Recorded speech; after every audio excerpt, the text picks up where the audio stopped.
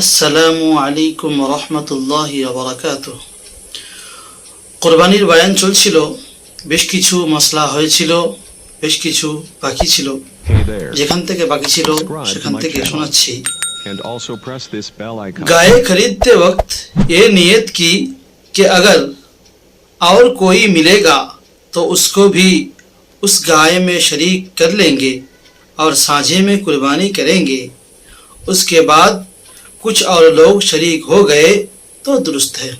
যদি কেউ কুরবানি করার জন্য জানোয়ার কেনার সময় বা গরু কেনার সময় যদি কেউ নিয়ত করে যে এখন আমি একা আছি তো একা কিনছি, যদি বা কেউ এর পরে আমার সঙ্গে যে শরিক হতে চায় তাকে আমার সঙ্গে শরিক করে নেব, এই নিয়তে যদি বা কোরবানির গরু কেনে এবং কিনে আসার পরে কেউ যদি ওর সঙ্গে শরিক হতে চায় বা শরিক হয়ে যায়, কোনো অসুবিধা नहीं, शरीक होते पारे।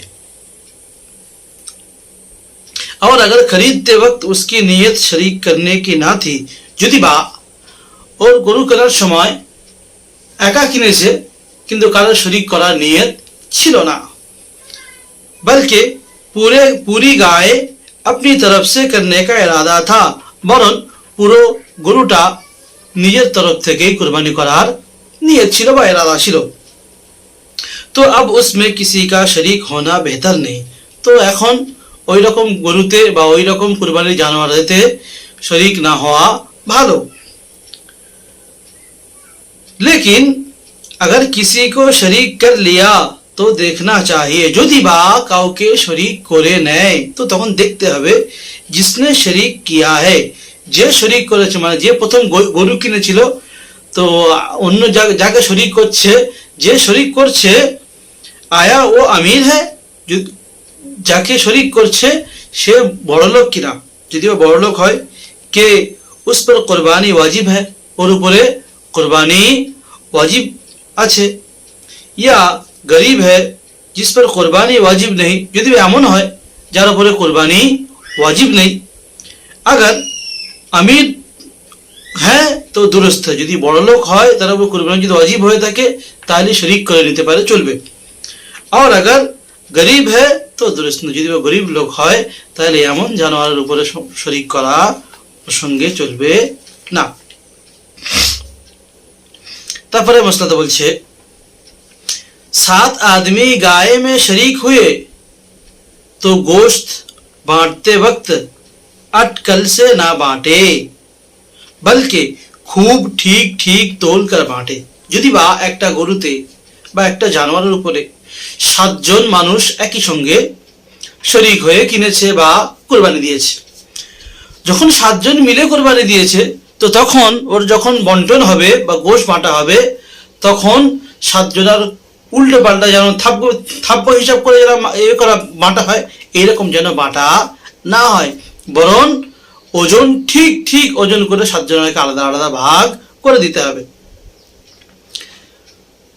नहीं तो कोई हिस्सा कम ज्यादा रहेगा, না হলে হাতে হাতে বা চোখের মাপে দিলে কোনো জায়গায় কম বেশি ভারী হতে পারে, কম বেশি হতে পারে, কম বেশি হয়ে যাবে।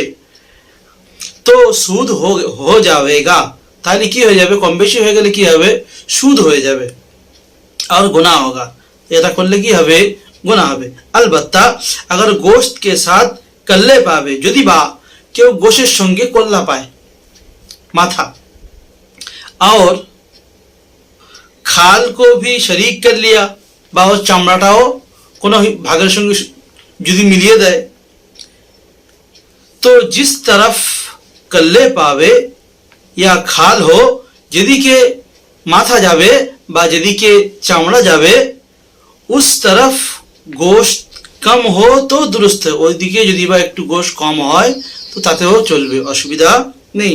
চাহে জিতনা কম হোক, সে যতটা পরিমাণ কম হোক ওতে কোনো অসুবিধা নেই, কারণ কল্লা আর এটা হিসাবে যদি আলাদা করা হয় কল্লার হিসাব মেলাতে পারবে না, অনেক বাদ যাবে, অনেক থাকবে, এই হবে ওই হবে, কল্লা চামড়া যেদিকে থাকবে সেদিকে কম বেশি একটু গোশ হলেও সমস্যা নেই। जिस तरफ ज्यादा था उस तरफ कल्ले पावे, যদি বা যেদিকে গোশত বেশি সেই দিকে আবার মাথা চলে গেছে, সেই দিকে আবার যদি কল্লা যায় কে তো भी सूद हो जाएगा। কি হয়ে যাবে? এরকম করলে কি হবে? যেদিকে গোশ বেশি যাবে সেদিকে মাথা, তাহলে কি হয়ে যাবে? একদিকে বেশি হয়ে যাবে, একদিকে কম হয়ে যাবে। এরকম হলে কি হবে? সুদ হয়ে যাবে আর গুনাহ होगा। এরকম করলে কি হবে? গুনাহগার হবে। बकरी साल भर से कम की दुरुस्त नहीं। যদি বা ছাগল হয় এক বছরের কমে কুরবানি চলবে না। जब पूरे साल की हो तो कुर्बानी दुरुस्त है। যখন এক বছর পূর্ণ হয়ে যাবে তারপরে ওই রকম বকরিকে বা ছাগলকে কুরবানি করা চলবে। और गाय भैंस दुम्बा इससे 2 बरस से कम की दुरुस्त नहीं। এবং গায় গরু মোষ 2 বছর না হওয়া পর্যন্ত এর কুরবানি চলবে। দুম্বা নয়, গরু এবং মোষ 2 বছর না হওয়া পর্যন্ত এর কুরবানি চলবে না। পুরে 2 বরস हो चुके तो कुर्बानी दुरुस्त। যখন পুরো 2 বছর পূর্ণ হয়ে যাবে তারপরে ওর কুরবানি করা চলবে। और ऊंट 5 बरस से कम का दुरुस्त नहीं। যদি বা উট হয় তাহলে 5 বছরের নিচে কুরবানি চলবে না, 5 বছর উঠতে হতে হবে। और दुम्बा या भेड़ इतना मोटा ताजा हो। যদি বা দুম্বা কিংবা ভেড়া এত মোটা তাজা হয় কে साल भर का मालूम होता हो। এক বছর পুরো হয়নি কিন্তু এক বছরের মতো দেখতে মনে হয় যেন এক বছর হয়ে গেছে। और साल भर वालों भेड़ दुम्बों में अगर छोड़ दिया तो कुछ फर्क ना मालूम होता हो। যদি বা এক বছরের দুম্বা এবং ভেড়াদের মধ্যে যদি বা তাকে ছেড়ে দেওয়া হয় তো তার মধ্যে বোঝা যায় না যে এটা কম বয়সীর বা ওদের এক বছরের ভেড়া দুম্বার মতো দেখতে। तो उस वक्त 6 महीना का दुम्बा और भेड़ की भी कुर्बानी दुरुस्त। এই রকম যদি হয় তো 6 মাসের ভেড়া বা 6 মাসের দুম্বা কুরবানি করাও চলবে। যেরকম 6 মাসের দুম্বা এবং ভেড়া এত স্বাস্থ্য শরীর হয়, যদি এক বছরের দুম্বা এবং ভেড়ার সঙ্গে যদি ছেড়ে দেওয়া হয় তাদের মাপে যদি হয় বা তাদের সঙ্গে যদি মিলে যায়, কম যদি মনে না হয়, দেখতে যদি প্রায় ওজনওয়ালা হয় বা ওর বয়সের সঙ্গে বয়স হিসাব করা যদি সমস্যা হয় যে এর বয়স কম কিন্তু দেখতে ওদের মতো যদি হয় তখন তাহলে কি হয়ে যাবে? 6 মাসের হলেও এদের কুরবানি করা চলবে। और अगर ऐसा ना हो तो साल भर का होना चाहिए। যদি এমন না হয় তাহলে এক বছর পূর্ণওয়ালা দুম্বা বা ভেড়া নিতে হবে, তবে কুরবানি করতে পারবে। जो जानवर अंधा हो या काना है हो या एक आंख की तिहाई रोशनी या उससे ज्यादा जाती रही। যে জানোয়ার কানা বা দেখতে পায় না একদম বা একটা চোখে 3 ভাগ বা 3 ভাগের থেকে বেশি দেখার শক্তি চলে গেছে, সামান্য পরিমাণ দেখতে পায়। या एक कान तिहाई या तिहाई से ज्यादा कट गया বা একটা কান 3 ভাগের 1 ভাগ কেটে গেছে বা 3 ভাগের বেশি কেটে গেছে। তো तिहाई दुम या तिहाई से ज्यादा কাটা हो বা 3 ভাগের 1 ভাগ লেজ কেটে গেছে বা 3 ভাগের চেয়ে বেশি 1 ভাগের চেয়ে বেশি লেজ কেটে চলে গেছে, तो इस जानवरों की कुर्बानी दुरुस्त नहीं। এরকম জানোয়ারের কুরবানি করা চলবে না। जो जानवर इतना लंगड़ा है कि फकत 3 पाँव से चलता है। যে জানোয়ার এতটা পরিমাণ খোঁড়া যে একদম চলার সময় 3টে পা দিয়েই চলে।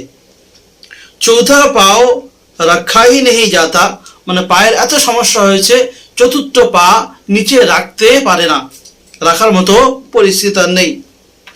या चौथा पाव रखता हो लेकिन उससे चल नहीं सकता, বা দাঁড়ানোর সময় চতুর্থ পাতা তো রাখে কিন্তু চলার সময় ওতে ভর দিয়ে চলতে পারে না। उसकी भी कुर्बानी करना दुरुस्त नहीं।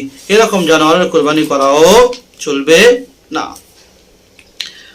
और अगर चलते वक्त वो पाँव जमीन पर रखता है और चलने में उससे सहारा लगाता है। যদি বা চলার সময় ও ও পাটা মাটিতে তো রাখে এবং ওতে হালকা, বেশি না হলেও হালকা চাপ দিয়ে চলে, হালকা চাপ দিয়ে চলে, ঠেক দিয়ে চলে। লেকিন लंगड़ा कर चलता है, কিন্তু সোজাভাবে চলতে পারে না, একটু কুঁড়িয়ে চলে, তো উসকি কোরবানি দুরুস্ত। এইরকম জানোয়ার হলে তার কোরবানি করা চলবে, এরকম জানোয়ারের কোরবানি করা চলবে।